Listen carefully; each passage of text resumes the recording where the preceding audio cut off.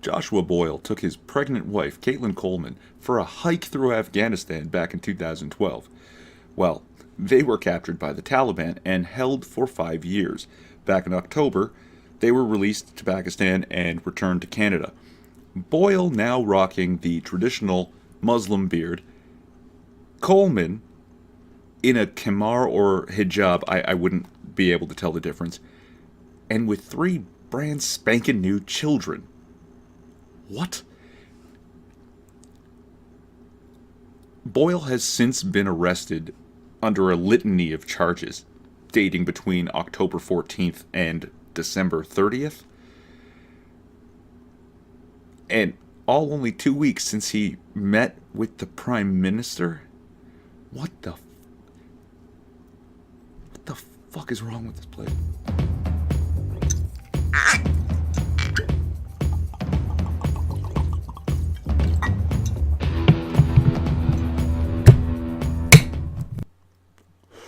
Fair warning, the little research I've actually done for this video has left me with more questions than answers, so I imagine if you bother to watch it, it's going to leave you the same way.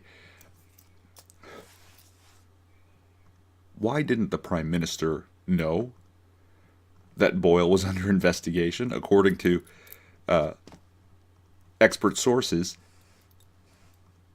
one check, one system would have alerted Trudeau's people to the fact that he was under investigation. So either they didn't bother to do any kind of check on the man, or they did, saw he was being investigated, and didn't care.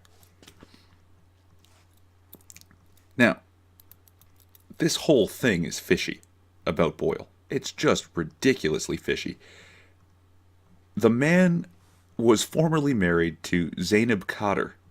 Why does that name sound familiar? Well, because Zainab Khater is the older sister of Omar Khater, the man who threw a grenade at U.S. soldiers when he was 15 years old, killing one of them, I think. Maybe two. I think just the one, and injured others. Was held in Guantanamo Bay, and our government just paid him $10 million for human rights violations during his time in Guantanamo. Zainab Khater is a woman who had a picture of Osama bin Laden as her Facebook profile picture for years. And now, I can't read her mind, but I would go ahead and bet that she's a person who would not marry a man who was not an Islamic extremist. Then this guy takes his pregnant wife to Afghanistan, where apparently they lose that first child while imprisoned by the Taliban. But they managed to have 3 children in captivity? And the Taliban just, took care of their kids? What the fuck? And returning looking like traditional Muslims, that's very fucking strange to me. And now he's being charged, and the charges are assault and something like forcible confinement. I can't remember, but something like that. And administering some sort of drug to, and again, there's a publication ban, so I'm not sure to whom the drug was administered or who was being assaulted or forcefully held. But now everything that follows here is speculation, so don't quote me on it. If I had to guess, if I had to bet, I would say that Coleman, the wife, now free from the Taliban, wants out of all this Islam crap. And Boyle didn't like that. Not one bit. And shit happens. I mean, this all happened in the couple of months since they returned to Canada. She doesn't want it for her. She doesn't want it for her kids. And Boyle decided, oh, guess what? Allah says I can, beat and drug my wife and kids. So let's do that. Again, all speculation. What really bugs me is how close this is to Justin Trudeau opening de-radicalization centers for fighters returning to Canada from ISIS. Now, this is usually refugees or immigrants who have come to Canada. then left Canada to go fight for ISIS, and then returned. Now, somehow he's got it in his head, Trudeau, that these are people that woke up mid-lighting people on fire and decided, oh, this is not right. I self-de-radicalized in a moment and fled ISIS to return to Canada. Not people who finished their current tour of duty for ISIS and then were sent back to radicalize others. Okay, and the thing with Boyle is, if my speculations are anything near reality, this isn't a foreign-born person who was raised Muslim in an Islamic caliphate, having the shit beaten into him for his whole life.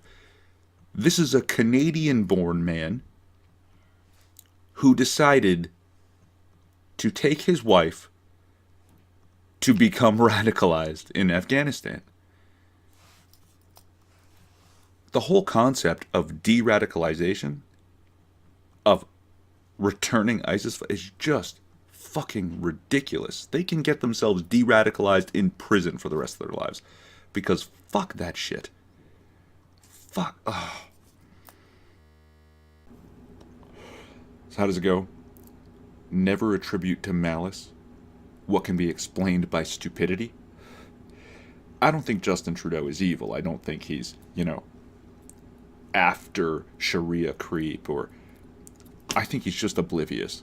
I think he has no idea about the real world, and he was a handsome face and a lot of hair with a heritage, with a name. Got him a lot of votes, but now in practice, people are seeing that this is not. What was that they used to say before? The anti-Trudeau campaign? Just not ready. And no, he wasn't. I don't think he ever will be. He's not cut out for this. He's the wrong man for that kind of job. And this Boyle meeting, coupled with the de-radicalization centers also tightly packed together, makes another fine nail for his political career's coffin. We survived 2017, we'll survive 2018, and 2019 he's out. Until then, and this is for you, Ontario, let's see what we can do about this Kathleen Wynne chick, please. Alright, I know Patrick Brown is not exactly the ideal candidate, but don't throw your vote away to the NDP. Do you remember? Do you remember what happened? Do you remember that? Is that the 90s? When everyone threw their vote away to the NDP and Bob Rae and Ray days? Don't. Just vote Conservative, please. Please.